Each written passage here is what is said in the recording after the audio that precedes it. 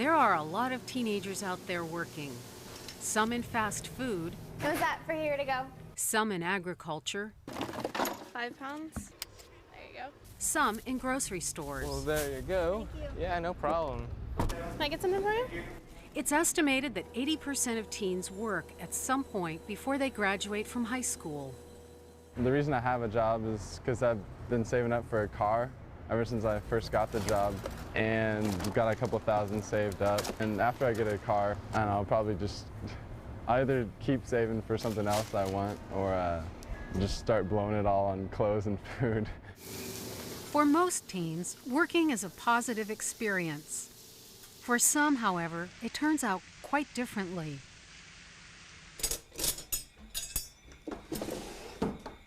Five years ago, Mallory spent part of her summer vacation staying with a friend's family.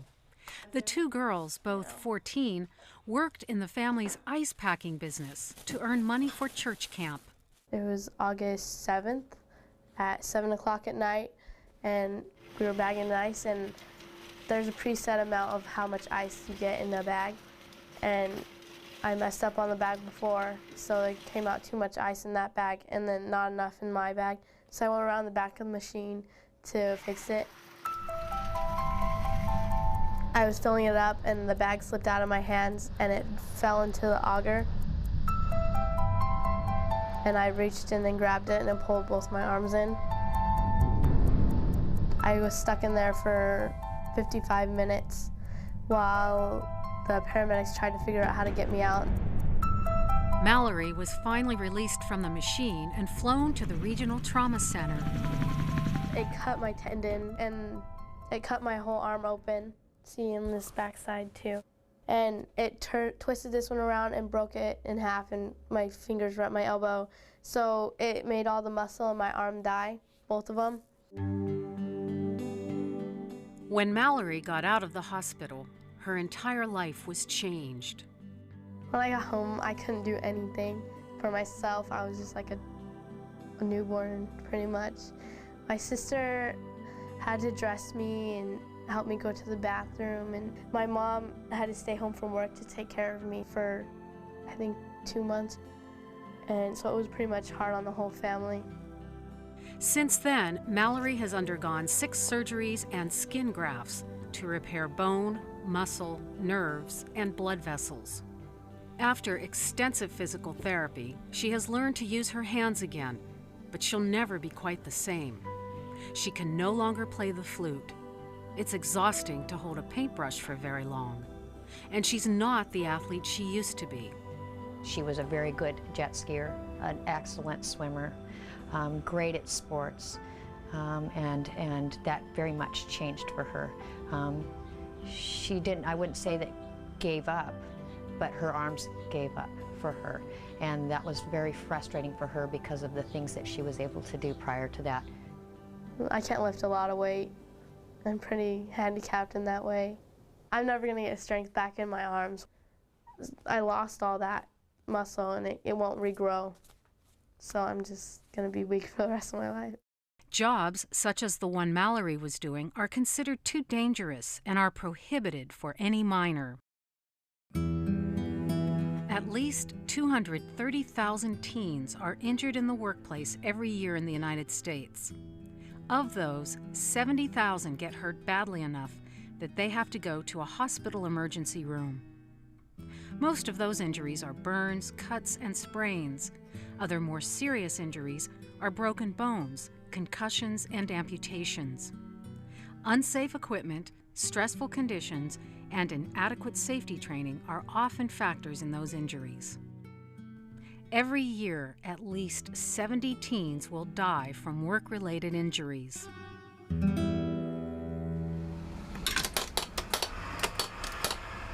Most common ways that probably someone would get hurt is mainly burning themselves on the scalding hot water that you do. The worst thing that happened to me was just spilling hot water Americano down my arm. In my job in the deli, the most common way you can get injured would be slipping or falling on the floor, or even burning yourself, which I've done on the hot case or dealing with anything that's hot, like the grills or something like that. Ooh, it's hot. Watch out for heat and sharp things.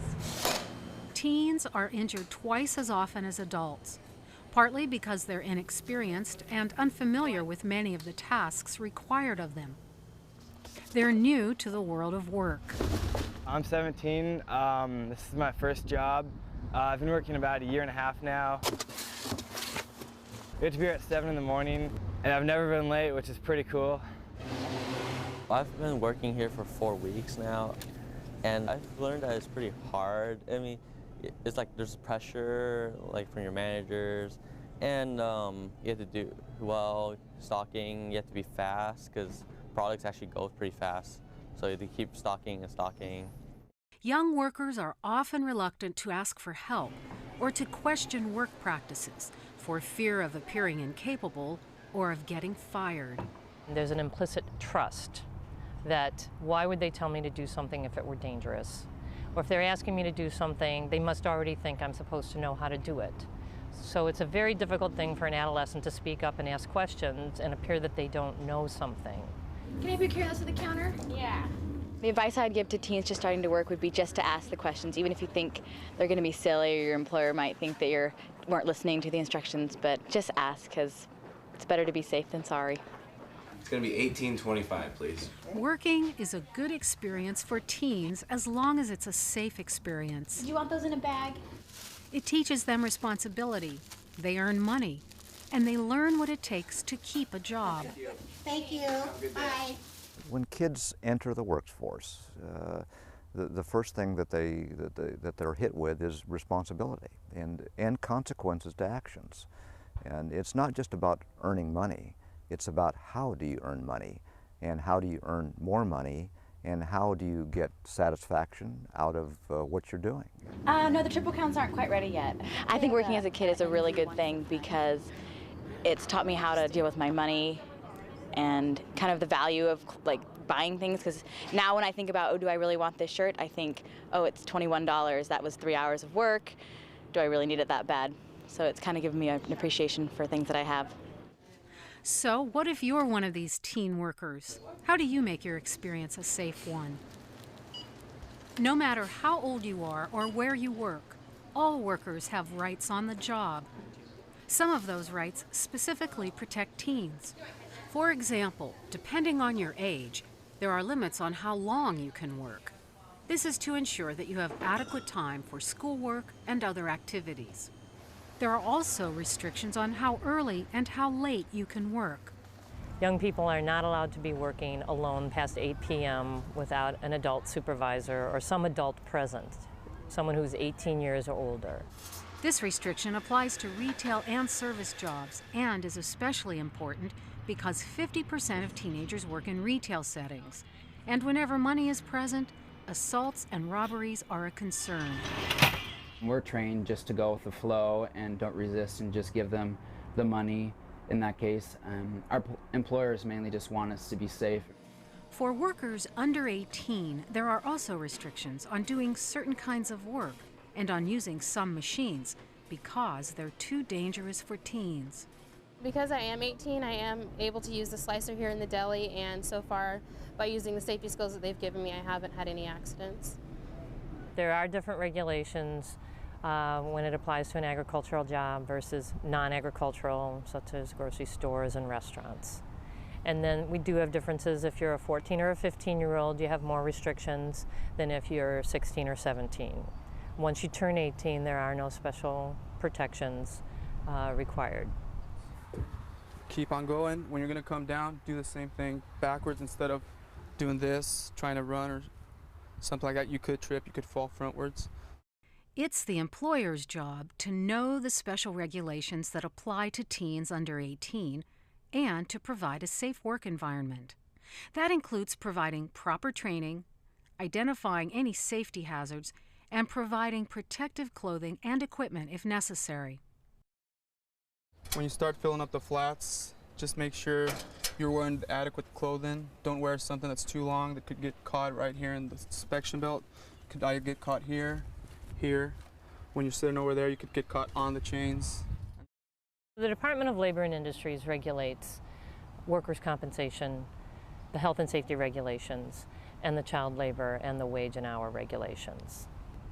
We're involved with making sure you get the minimum wage, that you're paid for overtime, that you get rest and meal breaks, as well as a safe environment to work in.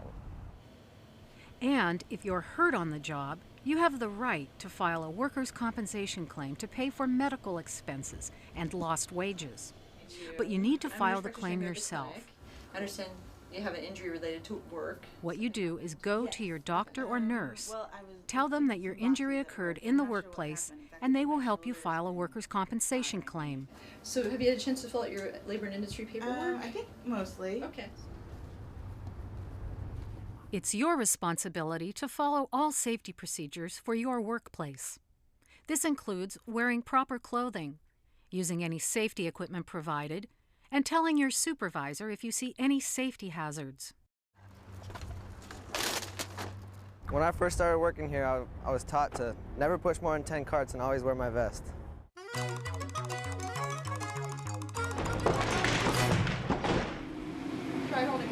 It's important to ask questions.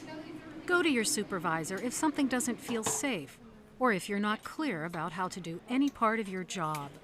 There you go. If you don't know how to do something, if you're injured, if you have any questions, go straight to your manager. Don't think that you need to handle things on your own. Okay, if a teen sees a hazard or a danger in the workplace, it's important to know that they can speak up about that hazard and they cannot be fired for speaking up about it. If the employer won't fix the situation, they need to contact the Department of Labor and Industries, and they cannot be fired for contacting us. As for Mallory, life is moving on. She's able to work part-time and started attending community college last fall. And she has some advice for young workers out there. I would suggest they ask for training and pay attention during the training, not just face off like people would do, you know. I would have, but just actually pay attention. I hope that nobody ever has to go through this because it's life-changing and it's not for the better.